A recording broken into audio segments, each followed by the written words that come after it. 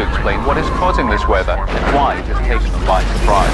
That sudden drop in temperature has half an hour ago. Mexican officials closed the border in the light of so many U.S. refugees. We prepare to go live to Los Angeles. Are you getting it, camera? What you see is happening now. Look over there behind me! That's a tornado! Yes, a twister! This is just massive.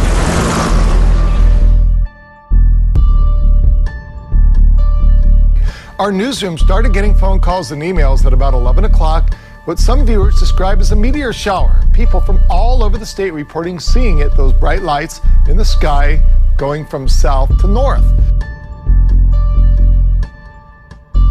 Officials in Texas are now examining 2 videos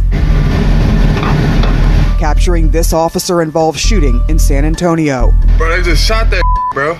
This video shows veteran officers Greg Vasquez and Robert Sanchez shooting and killing 41-year-old Gilbert Flores Friday afternoon. Violence on the streets of the Ukrainian capital, Kiev, now turning deadly. A grenade thrown from the crowd, killing 1 soldier, injuring several others. These street battles pit Ukrainian nationalists against the Ukrainian parliament.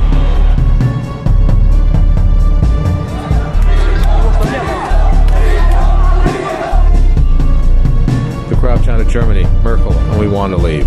Refugees complained that they had paid hundreds of euros for tickets and called for the station to be reopened. Many of the asylum seekers have been waiting at Galati station for days. The station later reopened, but only for non-migrants.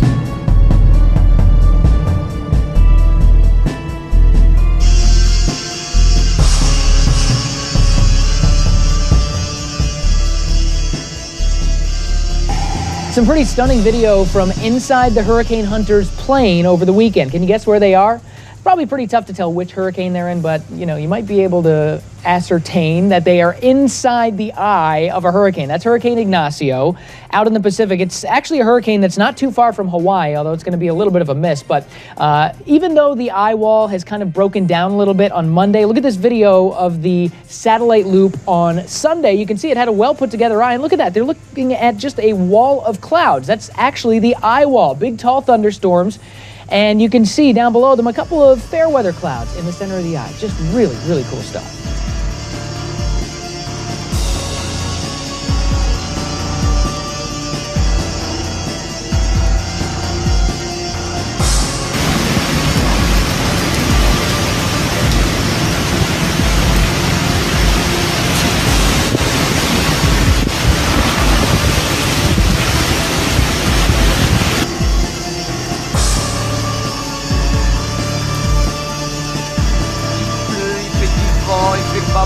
En vacances, horrible.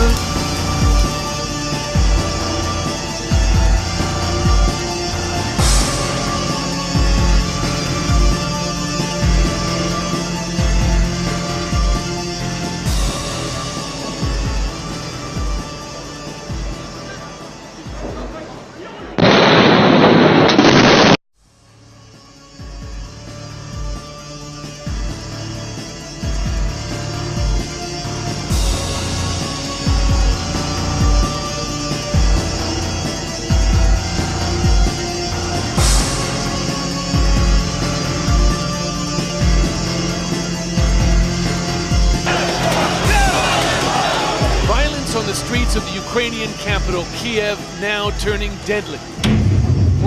A grenade thrown from the crowd, killing 1 soldier, injuring several others.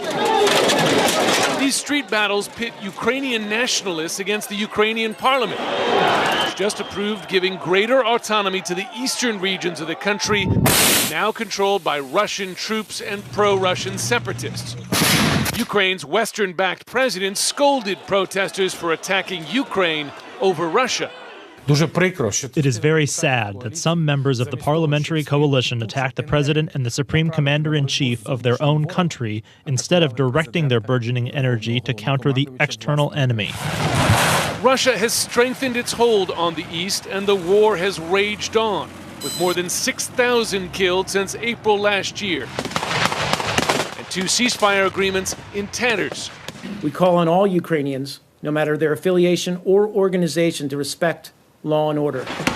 With NATO allies worried they could be Russia's next targets, the U.S. military is bolstering its forces in the region, sending Predator drones to Latvia over the weekend and F-22s to Germany late last week. All part of an effort to reassure European allies that the U.S. will deter further aggression by Russian President Vladimir Putin. It seems that that's the direction he wants to take them, towards one of more confrontation. And we're simply going to have to check that.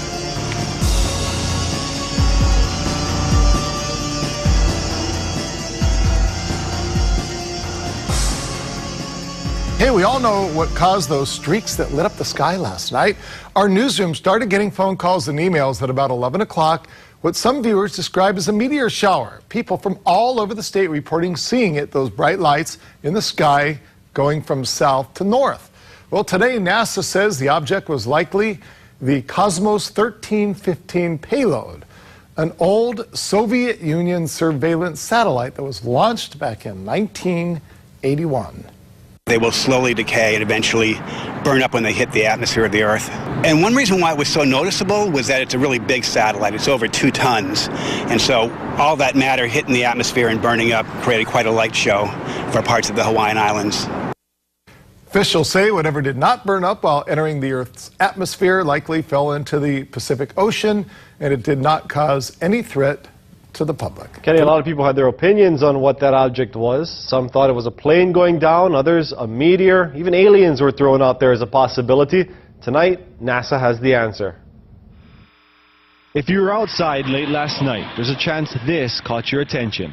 And when we looked up, we seen it spreading out and crossing across Maui was right overhead. Pretty much sounded like fireworks was crackling. It could be seen from Oahu to the Big Island, and at first many didn't know what it was. Everybody thought it was a meteor shower at first, but we've seen a meteor shower before. It never looked like that. Turns out this spectacle is a Russian satellite burning up as it's falling back to Earth. It's just one of more than 20,000 pieces of sizable debris that's been orbiting our planet. You can only see it if you're close to where it's re-entering, because it's happening about 50 miles up in the atmosphere. While this satellite's re-entry into our atmosphere was only visible in Hawaii, experts say these events happen all the time. It's not like a once-in-a-lifetime event. You probably get a good chance of seeing a few of these in your lifetime. A decent-sized piece like a rocket body or a decent-sized satellite is falling about once a week. NASA says smaller pieces of space junk re-enter our atmosphere every day, most of which don't survive being burned and never make it to the ground. Richard Wainscoat is an astronomer at UH Manoa. He says last night's falling satellite likely dropped into the ocean just north of our islands, and another one could be re-entering close by. I would encourage people to go out and look at the sky a little bit at night, and maybe you get lucky and see one of these, and keep an eye on the predictions, and maybe you'll get lucky in the future. And according to the aerospace.org website, the next satellite that's falling back to Earth could be happening right now, somewhere between us and California. It's a Chinese satellite. Now, back to last night's Russian satellite. It went up in space back in 1981. It took 34 years to finally re-enter our atmosphere. According to the experts, any object within 620 miles of the Earth will eventually get pulled back to the Earth within a few hundred years. Objects orbiting closest to us can take just a few months to re-enter, and objects farther than 620 miles from us can take thousands of years.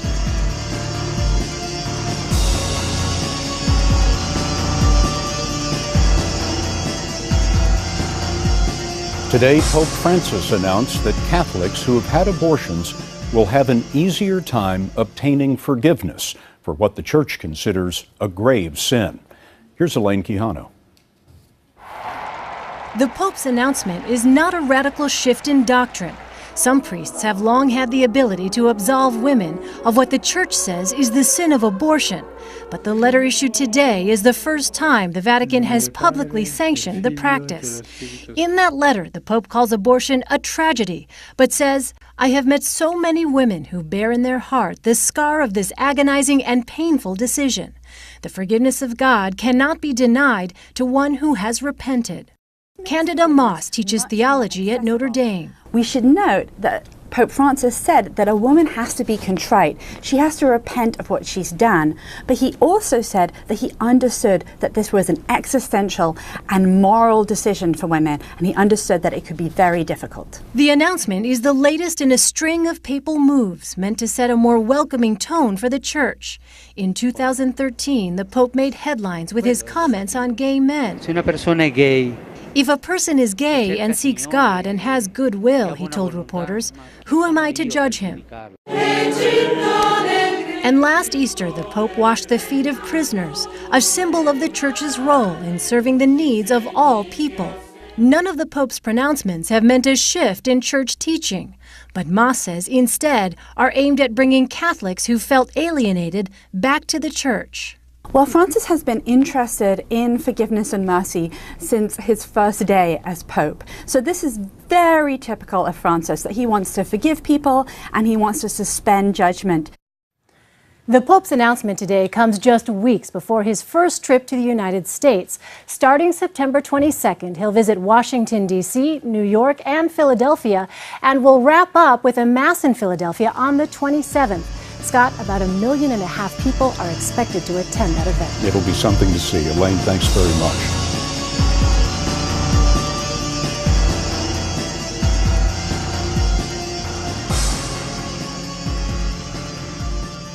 Asylum seekers trying to reach Western Europe are holding a rally outside of Budapest's main train station after Hungarian police forced them out of the terminal.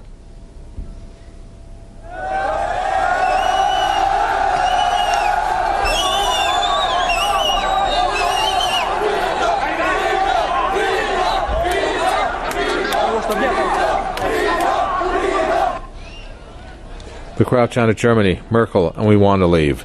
Refugees complained that they had paid hundreds of euros for tickets and called for the station to be reopened. Many of the asylum seekers have been waiting at Keleti station for days. The station later reopened, but only for non-migrants. Officials say that Hungary is trying to restore order and enforce EU rules. A record number of 3,650 asylum seekers reached the Austrian capital from Hungary by train on Monday. German police also say they have registered a record number of 2,200 refugee arrivals in a key southern border region with Austria in the past 24 hours.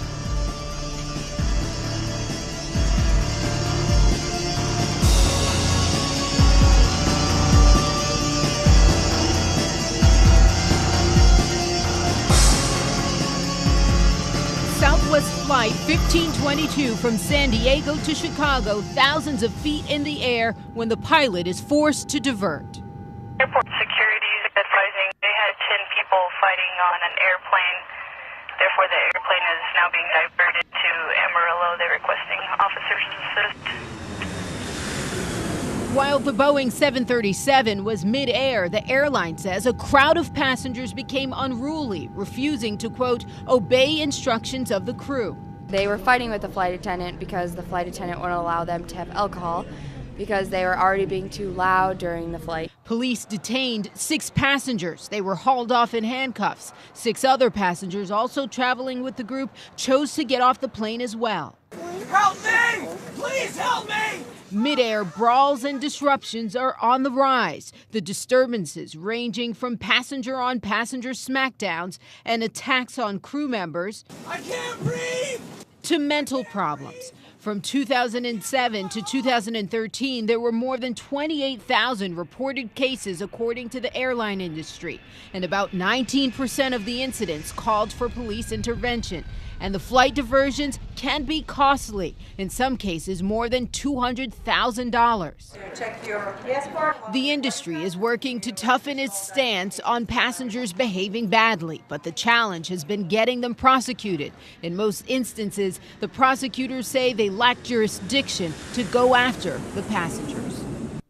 All 6 men face the federal charge of interfering with a flight crew. Their first court appearance is Wednesday at the federal court in Amarillo. The FBI and local police are leading this investigation. Renee Marsh, CNN, Washington.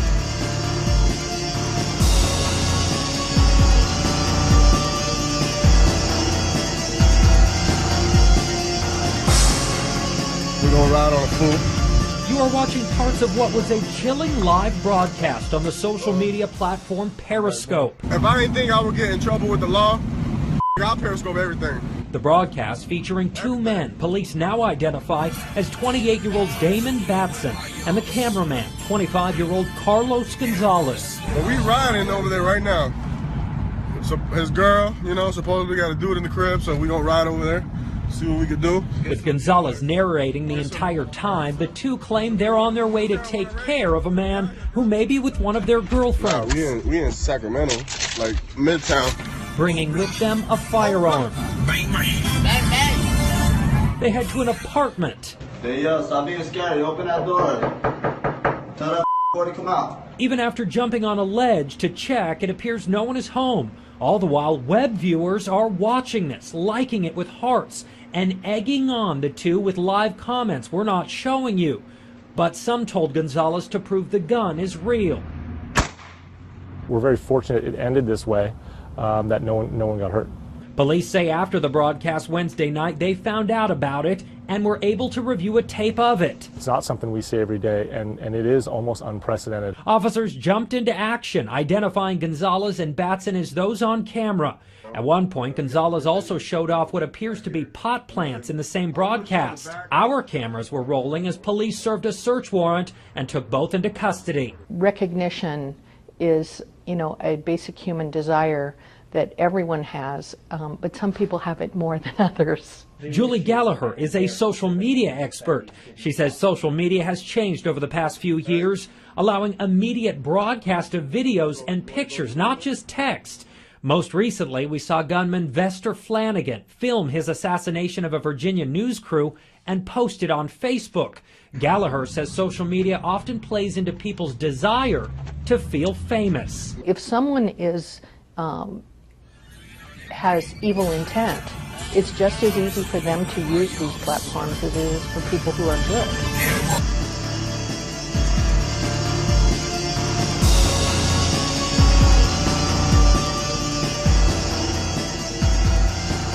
We want to warn you, the video that has been released that you're going to see in just a moment is very disturbing. Officials in Texas are now examining two videos capturing this officer-involved shooting in San Antonio. Bro, they just shot that bro.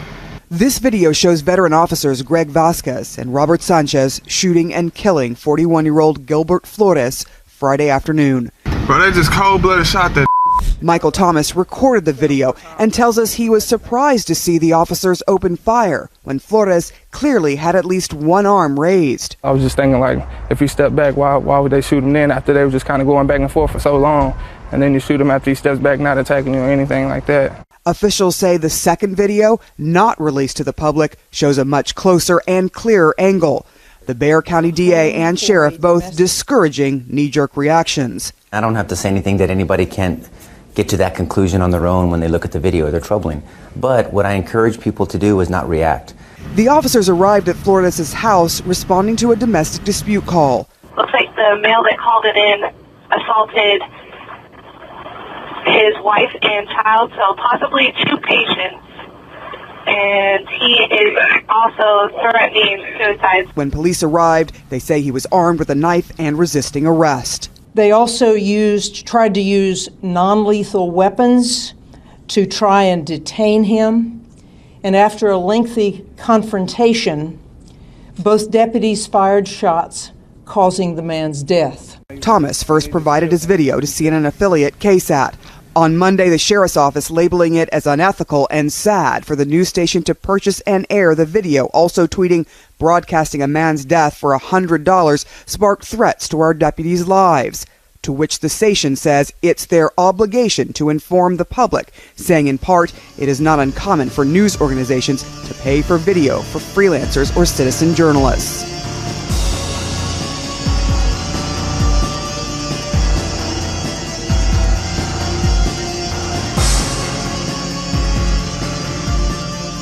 The Kentucky County clerk defying the Supreme Court over same-sex marriage is being ordered to appear in federal court tomorrow. I've asked you all to leave. You are interrupting my You can call the police if you want us to leave. You can call the police. I pay your salary. I pay your salary. I pay you to discriminate against me right now. Kim Davis turned away same-sex couples seeking marriage licenses again Tuesday, citing her religion. Dean Reynolds is outside the Rowan County Courthouse in Moorhead, Kentucky, with new details about the woman taking a stand. Dean, good morning. Good morning. Well, Kim Davis served here as deputy clerk for nearly 30 years before being elected to the top job last November when she replaced her mother. She is expected back at the job today and has no plans to resign. We are not issuing marriage licenses today. So Based on what? I would ask you all to. Why are you not issuing marriage licenses today? For a fourth time on Tuesday, David Moore and his partner David Ermold were denied a marriage license. Under whose authority are you not issuing licenses? Under God's authority. Rowan County Clerk Kim Davis stopped issuing licenses to all couples in June when the Supreme Court legalized same-sex marriage nationwide. Did God tell you to do this? Did God tell you to treat us? I don't believe in I've asked you all to leave. The Apostolic Christian cites her religious beliefs, saying in a statement, to issue a marriage license which conflicts with God's definition of marriage, with my name affixed to the certificate, would violate my conscience. It is a heaven or hell decision. Davis herself has been married 4 times to 3 different men. Her attorney, Matt Staver. 4.5 years ago, Kim Davis was a completely different person. She made a lot of mistakes. She regrets many of the decisions that she made, and she loves the Lord, and she doesn't want to be disobedient. After 4 couples sued Davis in July, a federal judge ordered her to issue the licenses. An appeals court upheld that decision, and on Monday, the U.S. Supreme Court refused to intervene. I was 100% expecting to get a license today. I'm shocked, actually, that someone, when they're at the end of all their appeals, is still willing to just buck authority and buck the system. Now, Kim Davis just showed up at the courthouse here today. She could face stiff fines and even jail time if the judge at tomorrow's hearing finds her in contempt of court. Gail? All right, everybody's watching. Thank you, Dean Reynolds. The county clerk in Kentucky taking a stand against the Supreme Court over same-sex marriage has been ordered to appear tomorrow in federal court. Kim Davis is back at work this morning at the Rowan County Courthouse. She again refused Tuesday to issue marriage licenses. That led to a confrontation with couples who showed up to get married. You're telling us that we don't deserve the same rights that you do, that you have, that you've enjoyed your entire life. Would you do this to an interracial couple? A man and a woman, no. Under whose authority are you not issuing licenses? Under God's authority. Did your lawyers tell you? I don't believe God tell you to do this. Did God tell you to treat us? I don't like this. I've asked you all to leave. You are interrupting my You can call the police. Chief Legal Correspondent Jan Crawford's at the Supreme Court with what's next. Good morning, Jan. Well, good morning. So, what's next is that court hearing tomorrow. She's going to go before a judge facing contempt of court charges for refusing to issue the licenses. Now, she's arguing she's got a constitutional right to religion and speech and should not have to issue the licenses. But lower courts so far have refused to give her a reprieve. The Supreme Court has refused to step in. So she is off to court where she is facing jail time. Although I think the most likely outcome at this point is probably some kind of fine.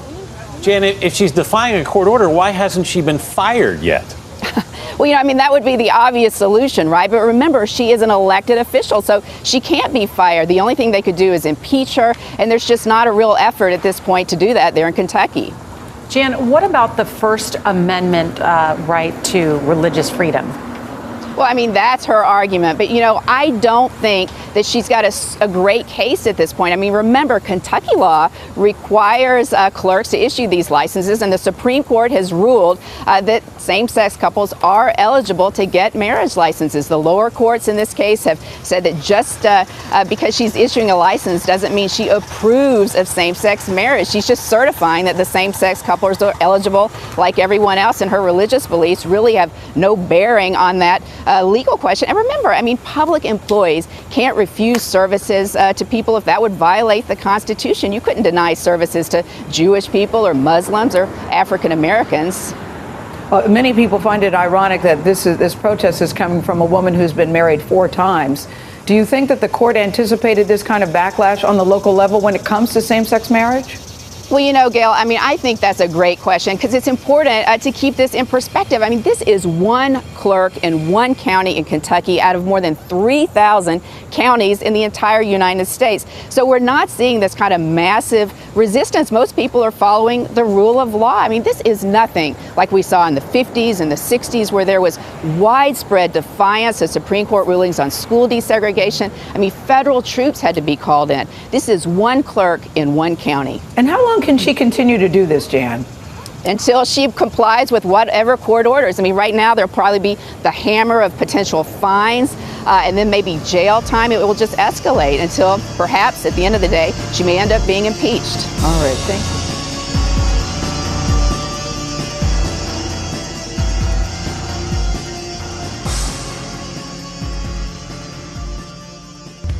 Clashes have once again broken out in the Turkish city of Istanbul over renewed police violence against the Kurds. Protesters chanted slogans against President Recep Tayyip Erdogan and his policies towards Kurdish people. Police used tear gas, rubber bullets and water cannon to disperse the angry crowd.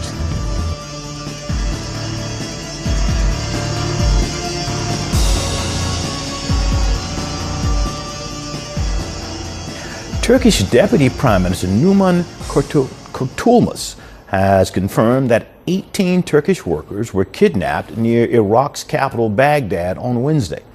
Masked men in military uniforms pulled off the kidnapping at dawn, bundling the captives into several SUVs and speeding away. The Iraqi police said the 18 are employed by a Turkish construction company contracted to build a sports complex in the sprawling Shia district of Sadr City. The kidnappers stormed the construction site where the workers were sleeping in caravans and disarmed the guards before taking the workers away.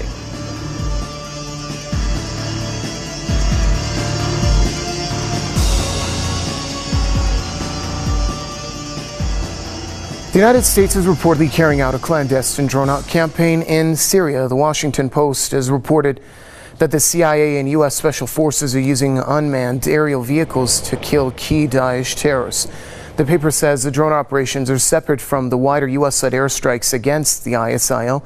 The U.S.-led air campaign in Syria has been widely criticized for its ineffectiveness.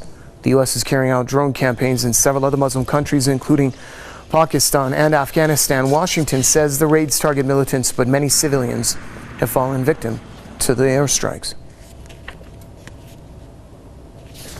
Author and radio host Stephen Lenman joins us now from Chicago to offer us more insight on that story. Mr. Lenman, it's great to have you with us here on Press TV's Top 5. According to the Washington Post, apart from the so-called U.S.-led coalition that have been carrying out operations against the ISIL or the Daesh in Syria, the CIA and U.S. Special Forces have also been carrying out drone operations in the shadows as well.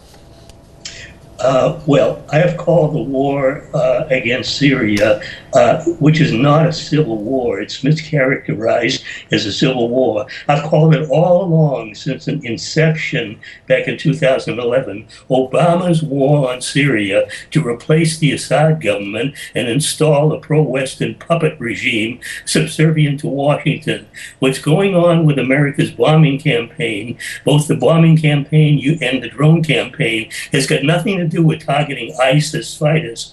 ISIS fighters are U.S. proxy foot soldiers on the ground fighting Assad's military. So that the drone campaign is simply going right along with the other bombing campaign, basically targeting Syrian infrastructure, destroying the infrastructure, harming the country, and I'm wondering if it's just a matter of time before it directly begins attacking Syrian forces.